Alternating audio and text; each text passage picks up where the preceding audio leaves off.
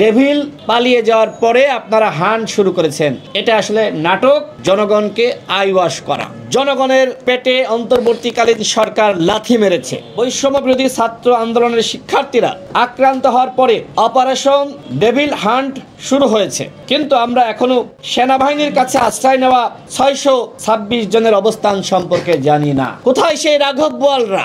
অন্তর্বর্তীকালীন সরকারের মাননীয় প্রধান উপদেষ্টা কেন এই সরকারের 6 মাস অতিবাহিত হলেও এখনো পর্যন্ত সেই 626 জনের নাম প্রকাশ করতে পারেনি? তার মানে কি? তার মানে একদিকে আপনারা গোপন করছেন যারা আশ্রয় নিয়েছিল কারা? আওয়ামী দশররা, কোনো ভালো মানুষ, গণ অভ্যুত্থানের পক্ষের শক্তি সেনাবাহিনীর কাছে গিয়ে আশ্রয় নেয়নি। আমরা শুনেছি যে সীমান্ত দিয়ে তাদের অনেকে পালিয়ে গেছে। গণমাধ্যমে, সামাজিক যোগাযোগ মাধ্যমে খবর এসেছে। আপনারা এই কাজগুলো করতে পারেন না। আওয়ামী লীগের হাইকমান্ডকে আপনারা গ্রেপ্তার করতে পারেন না।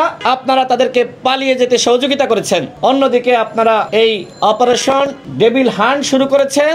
সমস্ত শেখ পরিবারের সুবিধাভোগী, শেখ পরিবারের সদস্যরা, আওয়ামী লীগের হাইকমান্ডের সদস্যরা পালিয়ে যাওয়ার পরে। তার মানে কি? তার মানে ডেভিল পালিয়ে যাওয়ার পরে আপনারা হান্ট শুরু করেছেন। এটা আসলে নাটক, জনগণকে আইওয়াশ করা। অন্তর্বর্তীকালীন সরকার কি এসব ঘটনায় বা যারা পালিয়ে গেছে সেই বিষয়ে কোনো তদন্ত কমিটি গঠন করেছে? না করার রহস্য সম্পর্কে আমরা জানতে চাই। অপারেশন ডেভিল হান্টকে আমরা স্বাগত জানাই, কিন্তু এর মাধ্যমে যেন আওয়ামী লীগের কোনো সাধারণ ও নিরীহ কর্মী সমর্থককে হয়রানি না করা হয় এবং একই সাথে সাধারণ মানুষকে যাতে হয়রানি না করা হয়। শুধুমাত্র আওয়ামী লীগের অপরাধীরাই যেন অপারেশন ডেভিল হান্টের শিকার হয়। অন্যথায় গণগ্রেপ্তার ও গণহয়রানি শুরু হলে সমাজ ও রাষ্ট্র ব্যবস্থা ভেঙে পড়বে। এই সুযোগে মামলাবাজি ও মানবাধিকার লঙ্ঘনের ঘটনা ঘটতে পারে। প্রিয় সাংবাদিক ভাইরা, প্রিয় দেশবাসী, অন্তর্বর্তীকালীন সরকারের 6 মাস অতিবাহিত হলেও এখনো পর্যন্ত আইন শৃঙ্খলা পরিস্থিতি, দ্রব্যমূল্য নিয়ন্ত্রণে আসেনি। এই সরকার সিন্ডিকেট ভাঙতে পারেনি, বরং শতাধিক পণ্যের উপর ভ্যাট ট্যাক্স বাড়িয়ে জনগণের পেটে অন্তর্বর্তীকালীন সরকার লাথি মেরেছে। সরকার যতই জনসমর্থন নিয়ে গঠিত হোক না কেন, ক্রয় ক্ষমতার মধ্যে আনতে ব্যর্থ হলে জনসমর্থন জনক্ষোভে পরিণত হতে পারে। সামনে পবিত্র মাহে রমজান। মাহে রমজানে নিত্য পণ্যের দাম জনগণের ক্রয় ক্ষমতার মধ্যে আনতে হবে। একই সাথে রমজানে লোডশেডিং ও গ্যাসের সংকটের বিষয়ে সরকারকে এখন থেকে গভীর মনোযোগ দেওয়ার আমরা আহ্বান করছি। প্রিয় সাংবাদিক ভাইয়েরা, আপনারা জানেন যে এই সরকারের রাজস্ব ঘাটতি। আমরা শুনেছি যে এখন টাকা ছাপিয়ে সরকারি কর্মকর্তাদের বেতন দেওয়া হচ্ছে। টাকা না ছাপালে পুলিশের বেতন, র্যাবের বেতন, বিজিবির বেতন, সেনাবাহিনীর বেতন, সরকারের কোনো কর্মকর্তার বেতন এই সরকার দেওয়ার মতন সক্ষমতা ছিল না। এই কারণে টাকা ছাপানো হয়েছে। টাকা ছাপানোর ফলে কি হতে পারে? মূল্যস্ফীতি বেড়ে যাবে এবং পণ্যের দাম বেড়ে যাবে। সরকার কোনো ধরনের আলাপচারিতা বা গণ শুনানি ছাড়াই টাকা ছাপাচ্ছে এবং সেই টাকা দিয়ে কর্মকর্তা কর্মচারীদের বেতন দিচ্ছে। এমনকি এই উপদেষ্টা পরিষদের যারা রয়েছে তারাও বেতন দিচ্ছে। উপদেষ্টাদের মধ্যে অনেকে নতুন রাজনৈতিক দলের প্রতি আশীর্বাদ ব্যক্ত করেছেন।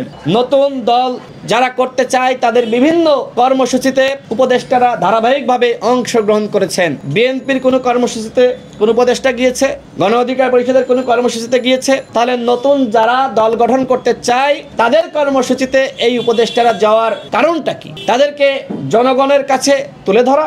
অন্তর্বর্তীকালীন সরকারের কোন উপদেষ্টা কিংস পার্টির ব্র্যান্ড অ্যাম্বাসেডর হতে পারবে না, স্পষ্ট কথা। তাদেরকে নিরপেক্ষ থাকতে হবে এবং এই যে কর্মসূচিতে তারা অংশগ্রহণ করছে এটা কিন্তু বিতর্কের সৃষ্টি করছে এবং তাদের নিরপেক্ষতা আজকে প্রশ্নের মুখোমুখি করছে। এজন্যই বিভিন্ন জায়গা থেকে আগামী নির্বাচন নতুন তত্ত্বাবধায়ক সরকারে অনুষ্ঠিত করার দাবি উঠছে। আমরা সরকারকে বলবো, গণ অভ্যুত্থানের এই দেশের সকল শক্তি, রাজনৈতিক শক্তি, সামাজিক সাংস্কৃতিক শক্তি গণ অভ্যুত্থানে অংশগ্রহণ করেছে। কোনো একটি অংশের কাছে আপন হতে গিয়ে বাকিদের কাছে আপনারা বিরাগ ভাজনের শিকার হবেন না। আপনারা সবার সাথে আপনাদের আচরণে নিরপেক্ষতা, সাম্যতা এবং সমতা থাকতে হবে।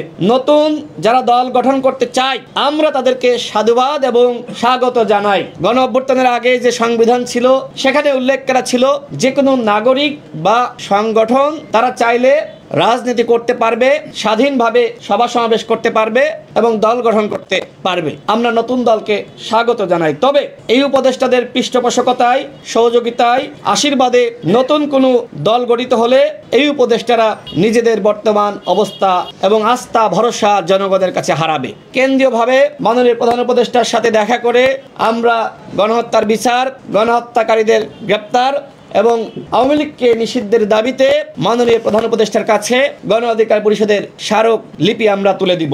৭১-এর পরে আওয়ামী লীগ একবার শেখ মুজিবের নেতৃত্বে গণহত্যা চালিয়েছে এবং পরবর্তীতে শেখ হাসিনা হাতে তসবি নিয়ে মাথায় হিজাব পরে জনগণের কাছে ক্ষমা চেয়ে রাজনীতিতে পুনর্বাসিত হয় এবং ক্ষমতার ধারাবাহিকতায় ২৪ সালে তারা গণহত্যা দ্বিতীয়বারের মতন চালিয়েছে। এদেশের জনগণ চায় না আওয়ামী লীগ তৃতীয়বারের মতন গণহত্যার সুযোগ পাক। প্রিয় দেশবাসী, গণ অধিকার পরিষদ শুরু থেকেই গণহত্যার বিচারে কঠোর প্রতিবাদ জানিয়ে আসছে। এরই ধারাবাহিকতায় আগামী 14 ফেব্রুয়ারি বিকাল 3:30টায় জাতীয় প্রেস ক্লাবের সামনে আওয়ামী লীগকে নিষিদ্ধ করা, গণহত্যার বিচার ও গণহত্যাকারীদের গ্রেপ্তারের দাবিতে মহানগরের পক্ষ থেকে বিক্ষোভ কর্মসূচি পালন করা হবে।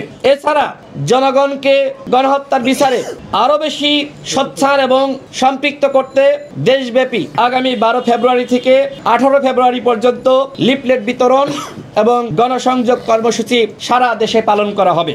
এছাড়া 19 ফেব্রুয়ারি জেলায় জেলায় অর্থাৎ 64 জেলায় 5 দফা দাবিতে বিক্ষোভ সমাবেশ পালন করা হবে। আওয়ামী লীগকে নিষিদ্ধ করতে হবে। আওয়ামী লীগ যে গণহত্যা চালিয়েছে, বাংলার জমিনে এই আওয়ামী লীগ দলটি আর থাকতে পারে না। অবশ্যই আওয়ামী লীগকে নিষিদ্ধ করা হবে। গণ অধিকার পরিষদ কখনো এ বিষয়ে আপোষ করবে না।